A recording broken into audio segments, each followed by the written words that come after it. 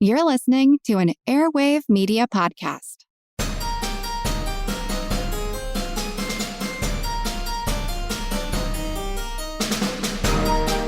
Hello, and welcome to Ben Franklin's World Revisited, a series of classic episodes that bring fresh perspective to our latest episodes and add deeper connections to our understanding of early American history. And I'm your host, Liz Covart.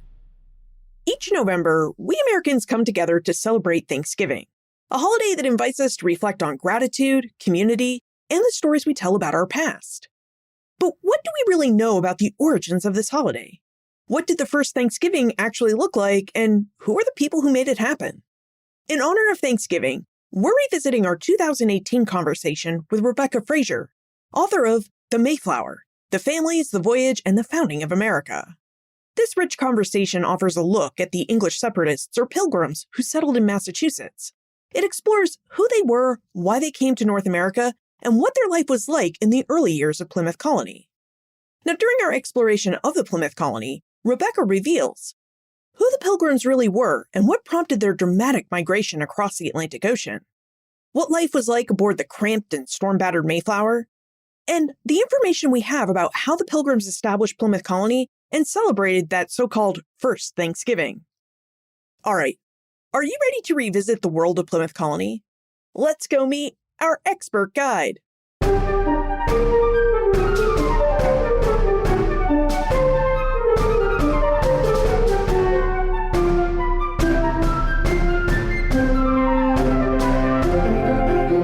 Our guest is a writer, broadcaster, and former president of the Bronte Society.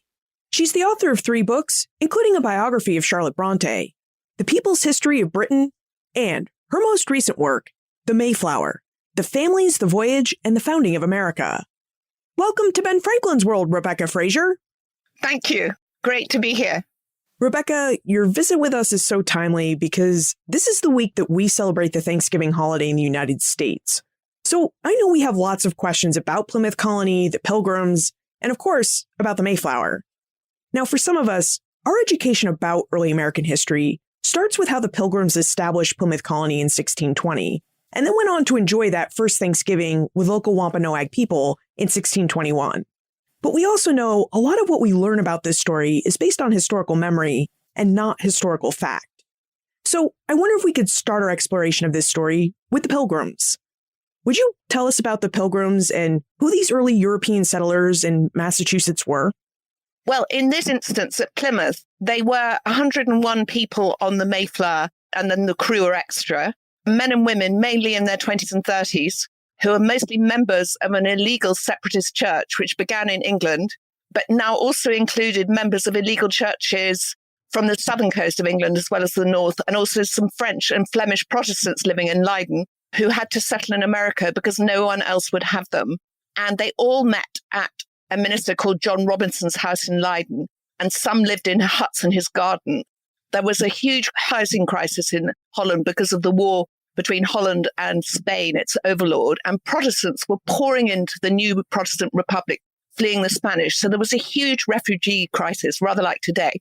And Robinson's large house was called the Green Gate on the Clocksteag, and it had a huge garden. And John Robinson's brother-in-law was John Carver, who's probably one of the most famous pilgrims, the first governor of Plymouth Colony. And most of these people, particularly the ones from England, had started as farmers, but then worked in the wool industry in the Netherlands when they had to get out of England because you couldn't be a member of a separatist church there, but you could in Holland because the Netherlands tolerated all sorts of churches. And by 1617, it was clear that the Netherlands, who needed England's support in their war against Spain, was going to stop any separatist churches living in their country in return for English help. Plus, the war against Spain was about to resume, so they had to get out. And their sort of religious beliefs meant that they wouldn't go to England, and America was the answer. And this church, which had, as I say, started really in southern Yorkshire, but now it was quite international, believed they had a covenant like the Jewish people. And the comparison was the working of God's will to save the chosen people in the Old Testament. And also on the Mayflower, too, were people who were in more practical trades. So the really famous pilgrim, John Alden, was there. But he starts out really as a barrel maker, or cooper, as it was then called. And all these people were an advance party of the fittest of the church community who were going to leave Holland and go to America and prepare the way for the less able-bodied. And I'll just say one more thing, which is that nowadays scholars have come to the conclusion that all these practical people who came on board at Southampton probably may have had sort of separatist sympathies, and that's why they were there. So in the past, they were regarded as the sort of practical people. Maybe they also were members of separatist churches. Wow. The Mayflower Pilgrims sound like a really diverse group of people. And when we normally hear about these pilgrims, we really hear about them as a group who came from England to find religious freedom. And yet it sounds like the Pilgrims weren't just a group of people from England. No, the thing was that Leiden was this very international town because it was prepared to celebrate everything Protestant as a reward for its role in the revolt of the Netherlands against the Spanish. William the Silent had established the first Protestant university there, and they wanted Protestants. They wanted to have people printing Protestant tracts, and they didn't mind if they were illegal in England, which the stuff that William Brewster was printing, and that was shipped across to England from Holland, and people turned a blind eye to it. But Holland was this terrific Protestant centre and a sort of place for freedom of Protestant speech. Could you tell us a bit more about what the Pilgrims' lives were like while they were living in the Dutch Republic? I think they were absolutely awful. And William Bradford, the historian of the colony, he says that their children were withering in the bud. Children were forced to work, and they did work also in England. But the Dutch taskmasters were able to be much harsher on these people because they were foreigners. You know, they needed a job so that they would do anything. And so they were all working very long hours, and they were working in terrible conditions, very, very damp, small homes. There's a famous pilgrim museum run by one of the great experts in the pilgrim, Jeremy Bangs, in Leiden. And you can go there and see the sort of place they lived in. And it was sort of 10 foot by 13 foot that everyone lived in that room. And it would probably have a family of 6 or 7, if not more. And they slept, ate, cooked there. And they were the lucky ones. So by and large, people were living in really dreadful conditions. And one of the reasons they were all in these huts in the garden of John Robinson was at least that was a good big space, but they were just wooden huts. So it was like a lot of this was accommodation flung up for poor people who nobody cared about. So it was very similar to refugees today. Now, as you mentioned, many of the Pilgrims had belonged to the Scrooby congregation in Yorkshire, England, before they migrated to Leiden in 1607-1608 to worship as they wanted to worship. Did the fact that the Scrooby congregation could worship in peace in Leiden help make up for the fact that their living conditions were not good? Yes. I mean, Edward Winslow, as well as William Bradford, is the great sort of historian of them and recalling what it was like to be in Leiden, said that he remembers they were all so happy together. And I think that the relief of getting out of England for a start and sort of being able to worship as they please. And these were very, very, you know, their religion, they were sort of passionately interested in trying to imitate Christ's earliest church. They felt like a family together. And I don't mean in a cult way. I meant that there was a warm feeling amongst them. And in fact, John Robinson and John Carver were both married into this family of sisters, the White Sisters. And I think there was almost a family compound.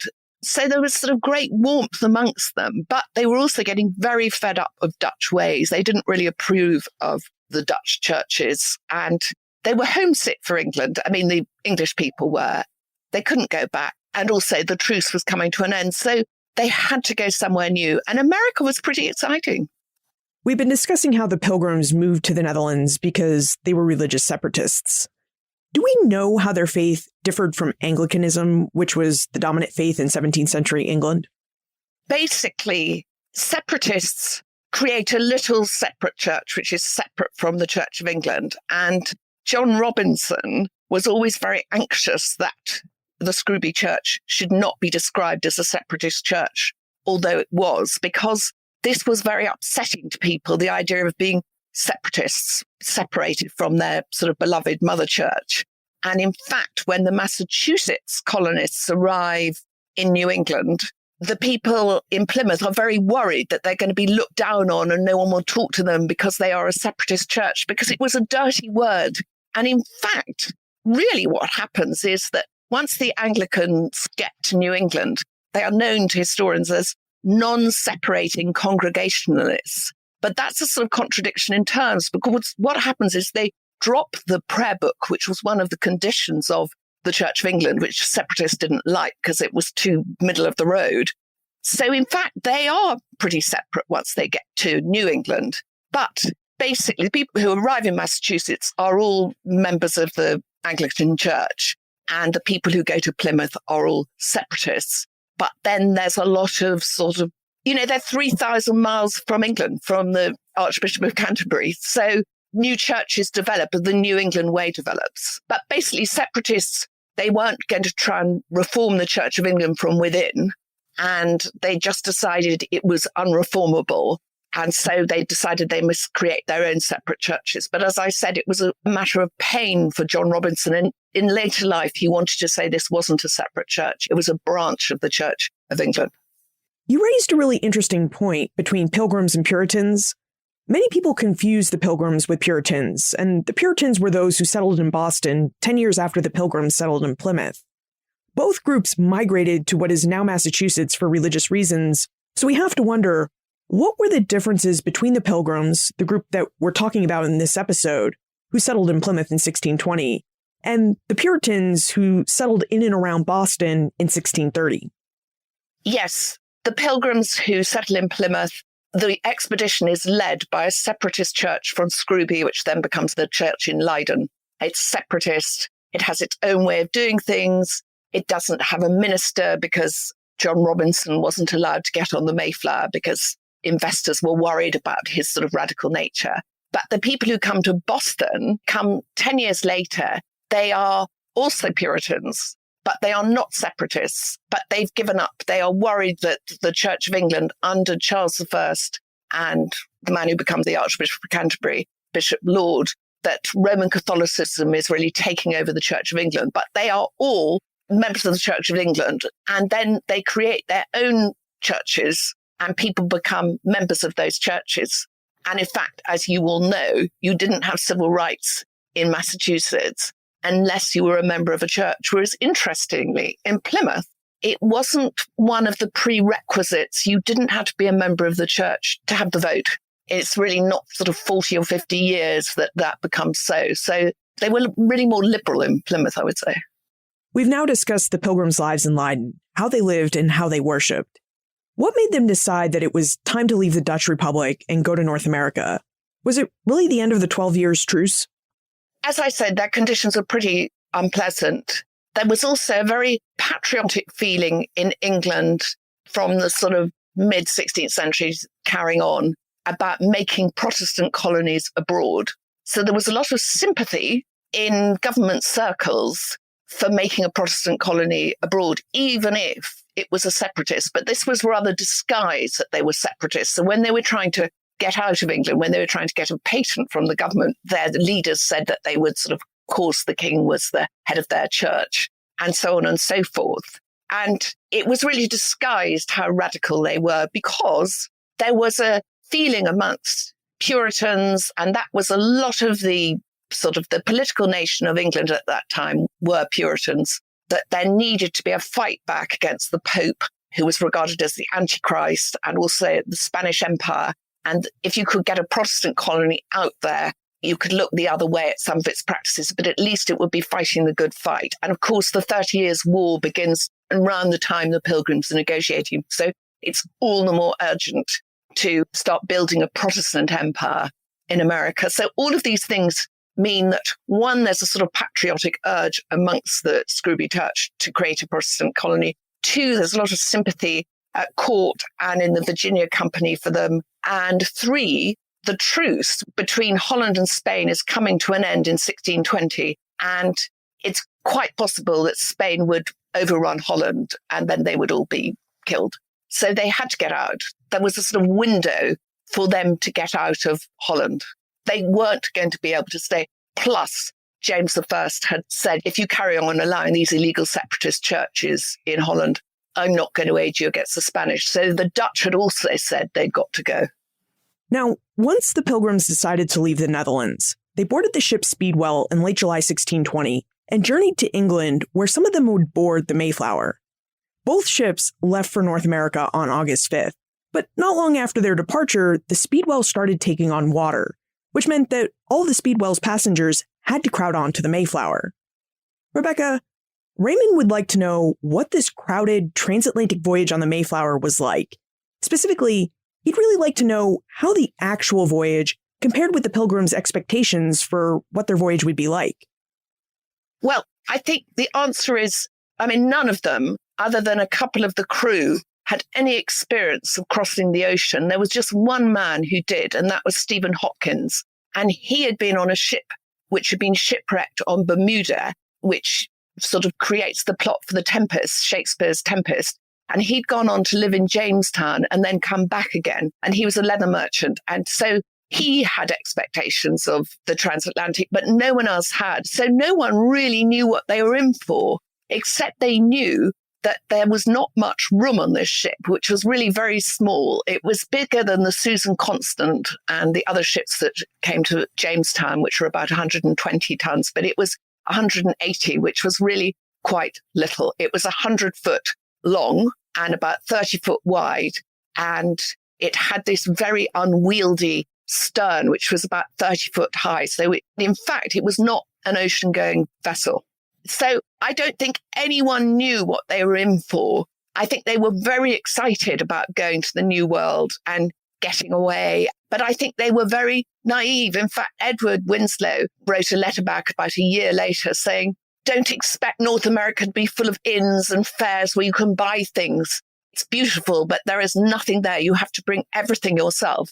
And they weren't really aware of how little was there, that they were going to a wilderness, however beautiful. Which does beg the question, what exactly did the Pilgrims take with them to settle this new, beautiful wilderness? They took clothing, they took bedding, they took guns, but not enough. They took armor, but that got tangled up in the briars and undergrowth. They took goats, but there really wasn't room for big draft animals. So their cattle don't arrive for another 3 years. And because they've had to get out of England very suddenly because the government turns against them, it's all very, very hurried. So they bought butter and they bought alcohol, aquavit, which they bought or made in Holland. And they bought a huge iron jack. And people used to think this was part of the Brewster printing press, where he printed his illegal Puritan pamphlets in Holland. But people now think this was part of a frame raising, so that rather like in Witness, that film about the Amish, there's a great scene when they sort of raise this huge frame, the whole community. That's what they did. They had houses, they had frame-built houses. So they had this big iron thing which was going to help to raise the frames. But they were obviously going to have to cut down wood. So they needed axes. They didn't have ovens. They didn't obviously have glass for the windows. They bought oiled cloth. They bought meal in a barrel. And Edward Winslow, a year later, again says, let the sailors tell you how to pack things, because everything on the Mayflower got very damp. And obviously the sailors were the great experts about what was needed. So the Pilgrims brought clothing, armor, firearms, a big jack to raise barns and houses, axes to cut the wood that they would need to build those barns and houses. And I have to imagine that they brought at least some household goods too to outfit their houses. And all of this seems like a lot of cargo combined with 121 people for this 180-ton Mayflower. So how did they all fit together on the ship?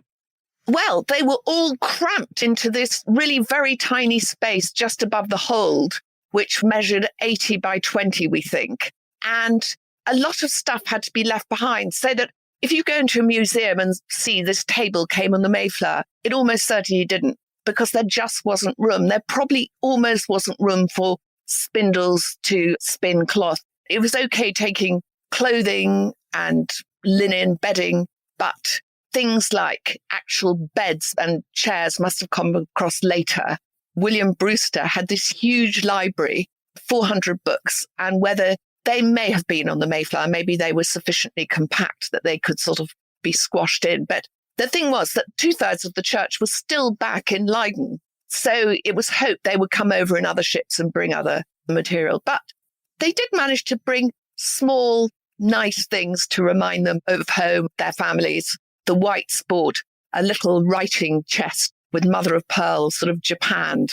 very, very elegant. And they bought mugs, they bought beer mugs, they bought hats, but they were going to have to make everything when they got there. So the Pilgrims really just had the basic supplies that they would need to make a start in North America, plus their goats. How long were they all crammed aboard the Mayflower? I mean, how long did it take the Pilgrims to reach Cape Cod and Plymouth? And did they enjoy good weather along the way? Well, it started off as a great voyage. It was sort of sunny and lovely for about 1,500 miles.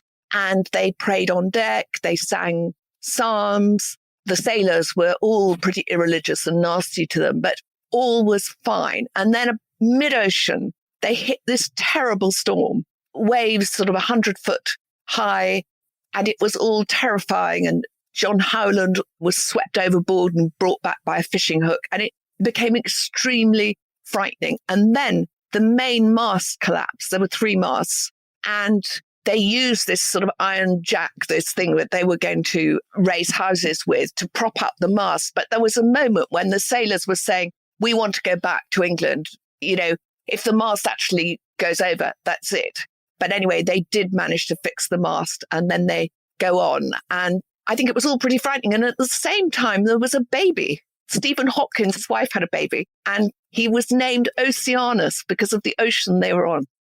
Now, on November 11, 1620, the Mayflower arrived at what is now Provincetown, Massachusetts, which is located right on the tip of Cape Cod. But as it happened, the Pilgrims weren't aiming to land in Cape Cod or in Massachusetts.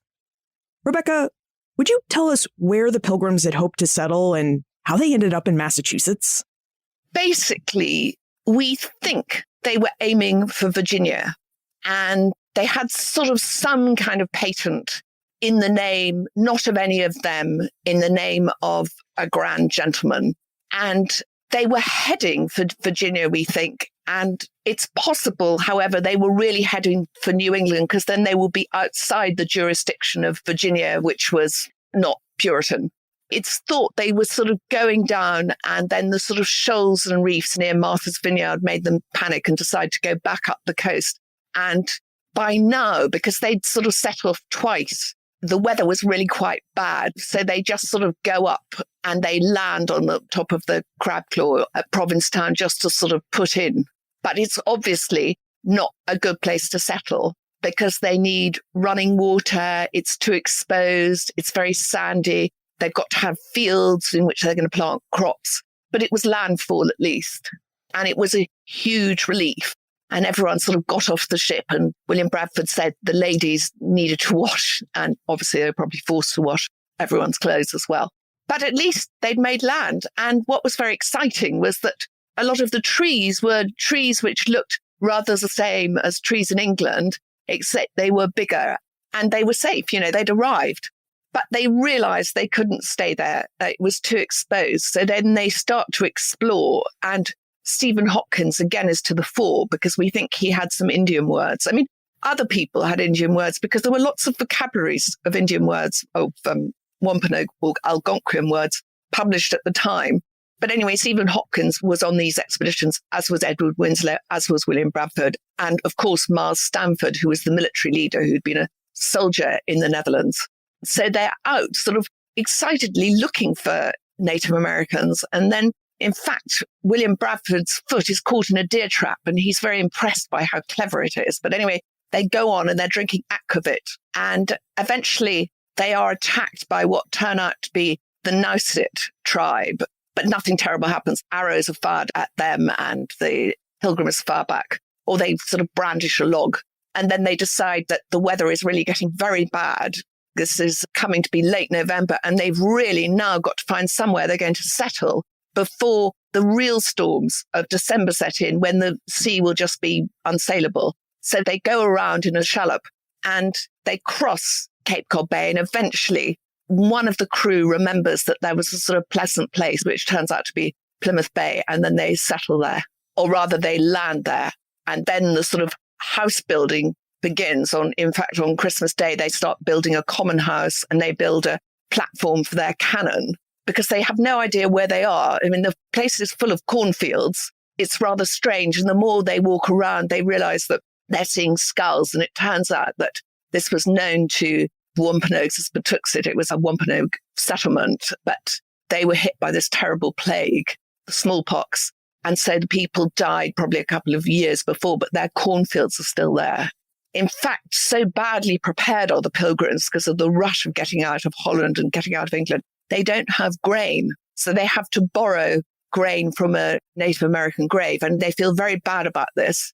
And they put it back, but they need something to plant. One of the other things they've got to do is settle in order to have a harvest the next year. And already there's a big problem having left so late that the ground is frozen. So they have to dig it up with their swords. It's so hard. And of course, everybody is getting terribly ill. You know, the weather is closing in. There's an epidemic on the ship. All their clothes are soaking wet. And it's beginning to be the epidemic which is going to wipe out 50% of the Pilgrims by early March. So although it's very exciting, they've found a place which has lovely sweet water brooks. It is also pretty scary and depressing. You know, that at one point, there's only 5 people who are not sick who are able to tend to the sick. And one of the problems, they don't really have much time to plant because they are so busy burying people. And they also have to bury them at night so that Native Americans do not realize how few their dwindling numbers. So it's a very, very tense time.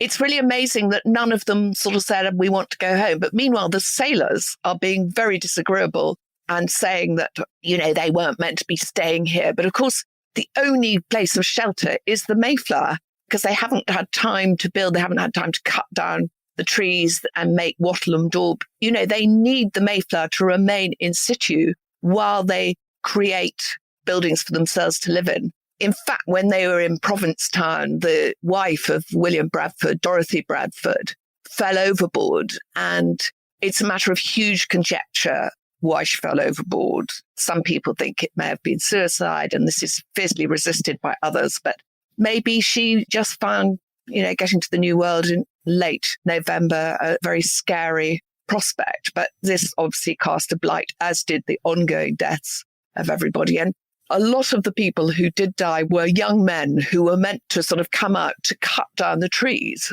And, you know, they were sort of muscly. So it was all pretty awful, really. So what's the timeline that we're looking at here? The Pilgrims arrive in Provincetown on November 11, 1620. And by what time are they in Plymouth trying to plant their fields and stave off an epidemic? I think that they arrive on December the 7th. So they've had a couple of weeks sitting around at Provincetown and then sort of exploring up the coast to see where to go next. And then I think by December the 15th, they are anchored at Plymouth. So they've had, you know, quite a few weeks at Provincetown. And when did winter set in and really start to limit them just to the Mayflower? It starts in Provincetown in that William Bradford describes the water being frozen or the water freezing on their clothes when they're sort of wading across to get to the land.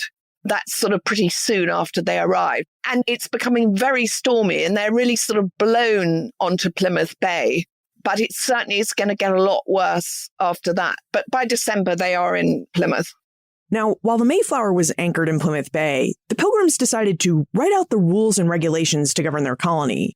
And some historians have pointed to these rules and regulations as the first written constitution in North America. Rebecca, would you tell us about the Mayflower Compact and the rules and regulations the Pilgrims wanted for their colony? Well, one of their problems was they didn't really have a legal paper giving them permission to settle where they'd landed or to construct a government. So they really had to draw up the Mayflower Compact as a personal interim agreement. And it had to be agreed by everybody. And some of the people were quite different, although they were some quite rough people there who wouldn't obey the rules. And so it had to be sort of laws agreed amongst them. And this, in historical terms, was a revolution because there was no mention of the king. This was really contractual government, sort of writ large. And that is, I think, very exciting for historians to see this written compact and all these people signing this compact, because this is really the first time in Western European history that you have people setting their own rules, that it's not dictated from central government in England. It's a community deciding on their own sort of laws. And They'd brought some English laws with them. They had a phrase which nothing was going to be repugnant to English law, but that didn't mean that they couldn't then expand and have their own different kind of laws. But John Robinson had been very worried about the sort of difference between all the people on the ship, and he'd sent them letters to his flock saying that they've really got to sort of find a way of agreeing amongst themselves. And I think perhaps he sort of influenced the compact, and everyone accepted that Miles Standish should be their military leader, and they needed discipline. And, you know, some of the Billington family were very sort of, they wouldn't really do what they were told. And in fact, John Carver was so annoyed that he hogtied John Billington because he was always sort of making trouble. I mean, what's interesting also is the Mayflower Compact shows that some of the more educated, including Brewster, Carver, and Edward Winslow, had an understanding of social contract theory. And that's sort of tremendously exciting to see. And I think historians feel that there is a whiff of the Declaration of Independence in the Compact. So even if it's sort of by accident, it is revolutionary. Earlier, we discussed how the Pilgrims had to spend their first New English winter living aboard the Mayflower. When did winter start to clear? When is it that the Pilgrims were able to get off the Mayflower and start building the homes and community that they would live in? They start building on December the 25th. And of course, being Puritans or separatists, they were against holy days. So that was fine with them. And they start building what's called the Common House, which was a 20-foot square structure. And even that was a huge effort as everyone was ill and they had to cut down trees. And they raised this gun platform and put their cannon on it because they sense there are Native Americans watching them, but they're just not quite sure where they are. They've got to be by the sea because they're going to need to import a lot of their goods from Europe and from England. And they have huge debts to the merchant adventurers in London. So they're going to have to pay them off. They thought with fish, they should be by the sea. In fact, fur, not fish, was going to be their financial salvation. But they decide they must build the town on high ground, so facing the sea, and buy this land which had already been cleared by a group of Indians. And there's also what they call a very sweet brook, which ran under the hillside, and what Bradford calls many delicate springs of as good water as can be drunk. And in the bay, there were places to shelter their shallop and the boats they were going to build in the future.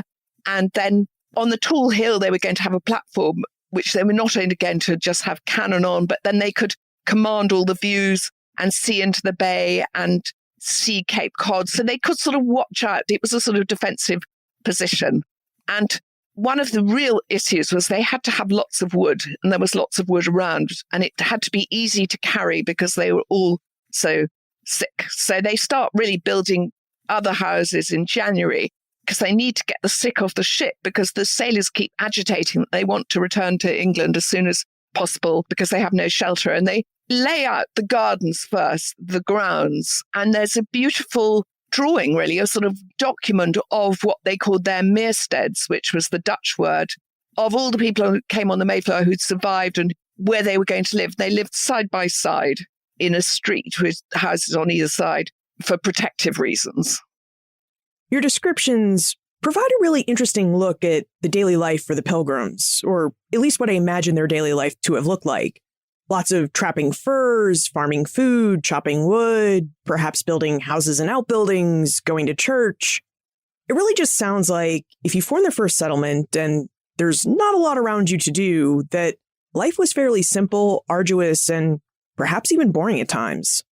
I think it was very exciting if you were a man, because Edward Winslow describes how the Native Americans, you know, after they've met up, they're traveling for 50 miles with them. They're going in canoes with them. They're discovering this beautiful land. And in fact, his description of the sort of first summer is rhapsodic. There's strawberries, there's wonderful fish, there's wonderful weather, the air is very clear. So once they've got their houses built and the sun started to shine, I think this is a very happy time at the beginning of the colony. So all told, how long did it take the Pilgrims to build their first village at Plymouth? There are all sorts of descriptions.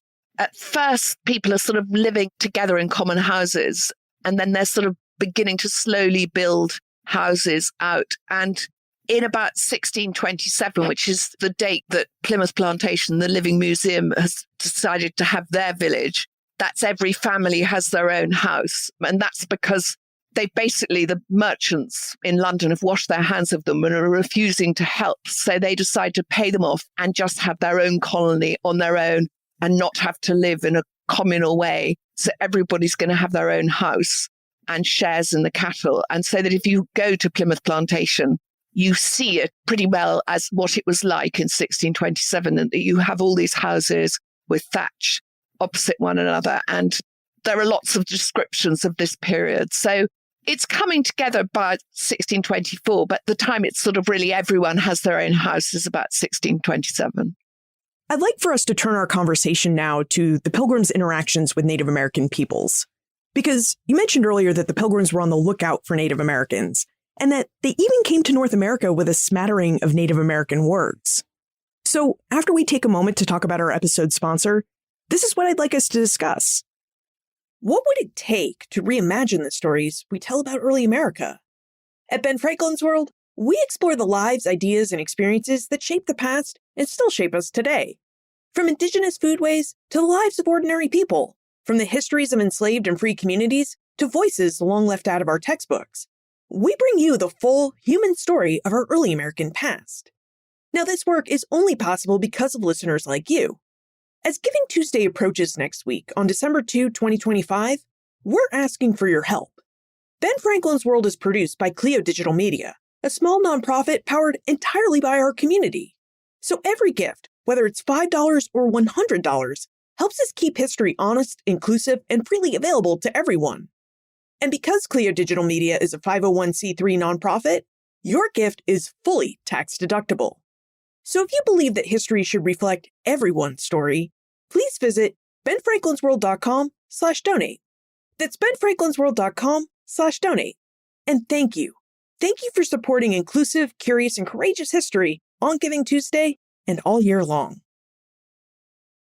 Rebecca, how did the Pilgrims get along with and interact with their new neighbors, the Native Americans? And how did local Native Americans get along with and interact with the Pilgrims? Yes, I think that these were astonishingly good, actually, for much of the history of Plymouth. I think they were very excited about meeting Native Americans, and they were also extremely dependent on the Wampanoags. I mean, really, without their help, they wouldn't have known how to sow what was then called Indian corn, how to fertilize it. And they needed the friendship of the Wampanoags, and particularly Massasoit, to sort of be a sheltering arm so that the other American Indian tribes would leave them alone, because they were just 50 people. They were really a tiny, tiny number. And once they realized that fish was not going to be really sort of the best thing to make money, because there were a lot of fishing ships sort of circling, not nearby, but sort of taking the fish. So they realized fur was what was going to make them money. And the fur they could only access via Massasoit, and his sort of kin were up at Hudson's Bay. And the best fur was in the north, because that's where it grew thickest. So there were no maps. They had some maps from John Smith, but they had no idea how to get around the countryside. So the Wampanoags' friendship was everything to them. And it was very exciting to meet them, because I think what we don't realize is they were sort of in vogue. Who were these Native American tribes? This was enormously interesting and exciting for intellectuals, for colonists, for promoters of colonies. And there was all this speculation. How do we fit these people into our Eurocentric Christian scheme of things? So had they survived Noah's flood, for example? There was a theory that they could be some of the lost tribes of Israel. And that was a very, very popular theory till about 1650. So that everyone was fascinated with Native Americans. And Edward Winslow had actually been in London when Pocahontas arrived on a state visit to James I. And she was the daughter of the Emperor Powhatan of Virginia. And she was treated to a proper state visit. There was a masque in her honor given by Ben Jonson. There was dancing. She sat on the right hand of James I. She was treated as she was, as a royal personage. English playwrights wrote plays about her. I mean, she was really a very, very exciting personality. And I think the Pilgrims were fascinated by Native Americans. There was also all this literature they'd read about, Europe had become so corrupt. Perhaps there was going to be sort of purity in the New World. Perhaps there were going to be like sort of a better race of people. So there was lots of excitement about them. And the Native Americans turned out to be great fun. And they had lots of feasts together. And at the same time, the Wampanoags needed the friendship of the Pilgrims because the terrible plague of smallpox, which sort of raged on that bit of the coast, had wiped out a huge number of Massasoit's people, but it left the Narragansetts, who lived at Rhode Island, untouched because it hadn't got that far. And so he needed help and he needed new technology and he thought they would be great allies, which is why he and his brothers had been sort of watching what was going on at Plymouth. And then they all become very friendly. And Massasoit is in a position of the Narragansetts now being his overlord, which is very humiliating. And so he thinks that the Pilgrims are going to be much more powerful allies against the Narragansetts. So they become very friendly. And in fact, John Winthrop, who writes in his diary 14 years after Plymouth is founded about how he's got to know someone called Edward Winslow, whose great buddy is Massasoit, the king of the Wampanoags, and that Massasoit plays tricks on Edward Winslow. And they all note that the Pilgrims are being sort of taken around the country by canoe with the Wampanoags and that they have a trading post just by Massasoit's house. So the wealth of Plymouth, because by about 1636, they are kings of the fur trade, and that's noted by Massachusetts again, is really to do with their very close, warm personal friendship with the Wampanoags. And of course, this is added to because Edward Winslow thinks he hasn't seen Massasoit for a bit, and he goes to visit him. And I mean, he's also on his way. There's a ship being wrecked. And so, but anyway, he goes to visit Massasoit and he finds he's terribly ill. I mean, terribly ill. And they've heard that if someone's ill, the Native American way is to pretty well pay a state visit in case the person's going to die. And so he goes, and Massasoit is very ill, and he's got a furred tongue. And Edward has a sort of homemade cure, which he gets some soup.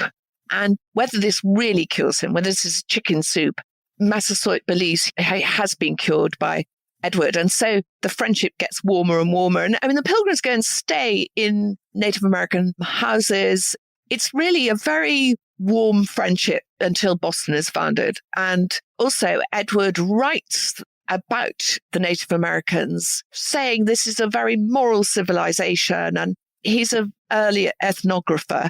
And there's a lot of engaging with one another in a very warm way. Native Americans live in Plymouth. Roger Williams, who of course goes on to found Rhode Island and has to escape from Massachusetts. One of the reasons that he is able to escape and find land in what becomes Providence is that he's met Native Americans in the meeting house at Plymouth where they have listened. They're encouraged to listen to the preaching, and he preaches so that he got to know them there. So then Massasoit and actually two Narragansett kings give him land. And that's about 1636. So people mingled with each other at the beginning. It sounds like both the Pilgrims and the Wampanoags relied on each other to improve both of their societies. And of course, one of the great symbols, that myth, legend, and historical memory portrays of their friendship is the first Thanksgiving in 1621. So what's the story behind the first Thanksgiving? Great experts say it's really just a harvest. The word Thanksgiving isn't used in that way, but they are giving thanks for a harvest. And it certainly is Native Americans gathering with the Pilgrims. And they don't bring a turkey, but they eat together. And they have obviously encouraged the Native Americans to be part of it because it's a feast of all of them celebrating the land. And Edward Winslow describes how King Massasoit, with some 90 men, for 3 days, we entertained and feasted, and they went out and killed 5 deer, which they brought to the plantation. So maybe you should have deer instead of turkey. So that's just Edward Winslow describing one of the many feasts that goes on. And in fact, there's a description of Massasoit dancing at Governor William Bradford's second wedding. And there's a lot of friendship. Wow, that sounds like a great party. It lasted 3 days, there was dancing, an abundance of food, and a harvest. Which raises the question, what did they really eat over 3 days? Well, they obviously ate deer. I think they would have eaten pies. I mean, it's very unclear when the first oven gets to Plymouth. Some people think there was sort of something you would just put in the corner of your chimney. But it would have been a lot of game. There definitely was turkey, but it wasn't brought by the Native Americans. We've now covered a lot of the basics about the Pilgrims and their settlement at Plymouth. But before we move into the time warp, one last question. Rebecca, what do you think is the biggest misconception people have about the Pilgrims and their settlement at Plymouth? And how do you think correcting this misconception might help us better understand early American history? I think that there is a great misunderstanding about obviously not everywhere, but about the warm friendship between the Native Americans and Plymouth. I think it was very warm. I mean, I think we've gone through phases sort of thinking, oh, no, it wasn't. But I think the documents show that the first 15 years, you can't argue against that. These are people who visit one another, who eat together, who feast together. I think that, unfortunately, in 1637, you get the Pequod War, and that really just changes the tone of the discourse. And actually, really, the arrival of people to create the Massachusetts colony sort of changes everything. And unfortunately, it has a slight knock-on effect on Plymouth in that they don't want to have a war against the Pequods, but the people at Boston who don't really understand Native American ways because they've only been there for sort of 5 years are being encouraged to think that the Native Americans sort of are satanic, whereas the people at Plymouth were much, much more open-minded. And then the war has a knock-on effect so that it creates a mood of hostility. And so the Native Americans begin to think that the Pequods were right to say, let's get rid of the English, otherwise they're going to get rid of us. And then it sort of all starts to degenerate. But I think that has coloured too much the early years at Plymouth so that people think, oh, Thanksgiving's all a myth. It isn't a myth. It really took place and it reflected a warmth between the two people and mutual dependency. And now it's time for the time warp. This is the fun segment of the show where we ask you a hypothetical history question about what might have happened if something had occurred differently or if someone had acted differently. In your opinion, how might the history of New England and North America have been different if the Pilgrims had stayed in the province of Holland? The Pilgrims were really sort of canaries down the mine for Puritans, not just separatists in England. They could survive. They'd showed the English that you could go to America and live, that people they knew were all right. So by 1630, when things were really getting very difficult in England, Puritans were being persecuted, it meant they could sort of all get out. And that was 20,000 people who left England between 1630 and 1640. So I think that without the Pilgrims, if they just stayed put, there might not have been Puritan New England, or people would have been more nervous about leaving. And as American exceptionalism derives a good deal from the Puritans, John Winthrop's image of a city on a hill, who knows, would John Winthrop have got there? So, maybe everything would have been quite different without them. So what's next for you, Rebecca? What comes after Plymouth Colony and the Pilgrims? Another history or perhaps another biography? Well, I'm very interested in William Penn. That's a bit later, but still in America and England. And how can we get in contact with you if we have more questions about the Pilgrims, the Mayflower, or Plymouth Colony? Well, I'm a member of BIO, the International Biographers Club, which has my details. That's online, and also the Amazon author website. And I tweet as R. Fraser author.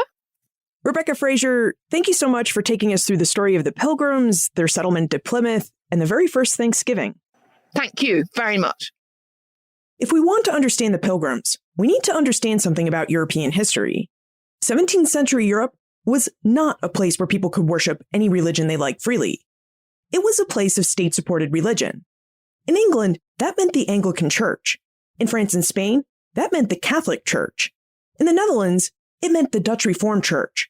Although, as the Dutch were engaged in a war for independence from Catholic Spain, cities in the Dutch Republic often turned a blind eye to the practice of other forms of Protestantism. As Rebecca related, some cities, like Leiden, intended to celebrate all that was Protestant, because to do so was anti-Spanish and anti-Catholic. Now, in 1608, a group of Anglican dissenters from Yorkshire, England, known as the Scrooby congregation, migrated to Leiden. The Scrooby dissenters, or separatists as the Anglican Church called them, believed the Church of England retained too many practices associated with Catholicism. These dissenters wanted to return to a simpler faith, a faith that recalled the practices of Christ's first church. And to achieve and return to this simpler faith, they believed that they needed to leave or separate from the Church of England and form a completely new congregation. But in early 17th century England, it was illegal to belong to any other church than the Church of England, which is why the Scrooby congregation migrated to Leiden. Now, life in Leiden proved hard for the Scrooby congregants. Although they were permitted to worship as they like, they were poor immigrants. A family of 7 to 10 might live in a single 10-foot by 13-foot room where they would eat, sleep, socialize, and pray. Or they might live in a small wooden hut in their minister John Robinson's garden. But as Rebecca noted, the ability to worship as they wished seemed to make up for the fact that they lived these hard lives. Now, within a decade of their migration, it became apparent that the Scrooby congregants, who we remember today as the Pilgrims, couldn't stay in Leiden forever. The Dutch waged their war for independence from Spain between 1568 and 1648, which is why we remember it as the 80 Years' War. Now, during this war, there was an event called the 12 Years' Truce. Basically, the Dutch Republic and Spain agreed to take a 12-year break from their war between 1609 and 1621. As the end of this 12-year break in their war neared, the Dutch Republic's Protestant ally, James I of England, began to pressure the Dutch Republic to deport separatist groups like the Pilgrims, because they were publishing what he considered to be dangerous and heretical tracts that eventually found their way back to England. By mid-1619, Leiden was no longer a haven for Protestant dissenters. Plus, the Scrooby congregants were an English people living in a foreign land where their children were starting to pick up foreign manners and ideas. For all of these reasons, the dissenters looked for other places to settle. Now, one place the Scrooby congregants thought they might settle was in Virginia, which, at the time, the English claim stretched from Jamestown to the Hudson River. England wanted colonists for Virginia, and the dissenters wanted a place to worship freely. So, after negotiating with a group of investors, a group of Scrooby congregants purchased the small ship Speedwell and met a second group of colonists, which the investors organized, and prepared to sail aboard the Mayflower. Now, all told, there were 101 settlers who made their way to North America, and all of them sailed aboard the Mayflower. With these settlers came a very basic set of supplies: clothing, bedding, axes, guns, armor, butter, alcohol, meal, goats, and a large iron jack to help them raise the new barns and houses they would build. Now, all of these supplies had to fit within the 80-foot to 20-foot cargo hold, or at least most of them, which left the passengers and their remaining supplies to cram into whatever other space was left aboard this 180-ton vessel. Now, due to a storm and makeshift repairs, the Mayflower arrived in Provincetown on November 11, 1620. But they couldn't just settle there. Provincetown lacked a good water supply, good soil, and pretty much left the colonists in a very exposed position. This is why the Pilgrims eventually decided to settle in the more protected position at Plymouth. Using the hilled and cleared area of the former Wampanoag village of Patuxet, the Pilgrims set to work building their new homes and planting their new fields. Of course, this proved extremely hard and arduous to do, as winter had set in and frozen the ground, and an epidemic took hold over most of those migrants. Still, about half the colonists survived and prevailed over that epidemic. They prevailed in part thanks to the help of their Wampanoag neighbors, who showed them how to plant corn, access the fur trade, and generally how to survive in North America. As a result of this Native American assistance, the Pilgrims saw their first harvest come in during the fall of 1621, and to celebrate, Pilgrims and Wampanoags came together in a 3-day party and feast we've come to know as the first Thanksgiving. But the Thanksgiving Day that we Americans know and celebrate today didn't begin in 1621. It began in 1863. The Thanksgiving that we Americans know and celebrate today began because Sarah Josepha Hale, an influential editor, wrote to President Abraham Lincoln and beseeched him to establish a national Thanksgiving Day to unify the American people through prayer during the Civil War. Lincoln agreed that it would be a great idea, and he invited his fellow Americans to celebrate and pray with him on the last Thursday of November. Now, Thanksgiving Day traditions have changed over time, including its day of celebration. In 1939, President Franklin Roosevelt moved Thanksgiving to the second to last Thursday in November, in the hope that it would give merchants an extra week of holiday sales during the Great Depression. So, did the Pilgrims bequeath us our American Thanksgiving? Sort of. They came together with their Wampanoag neighbors to celebrate their harvest and survival. In some ways, that spirit of coming together with friends, family, and neighbors still survives. But all the other traditions of that day came along in the late 19th and 20th centuries. The story of the Pilgrims isn't just about a group of English separatists landing on a distant shore. It's a story of adaptation, of navigating hardship, and of forging new relationships in an unfamiliar territory.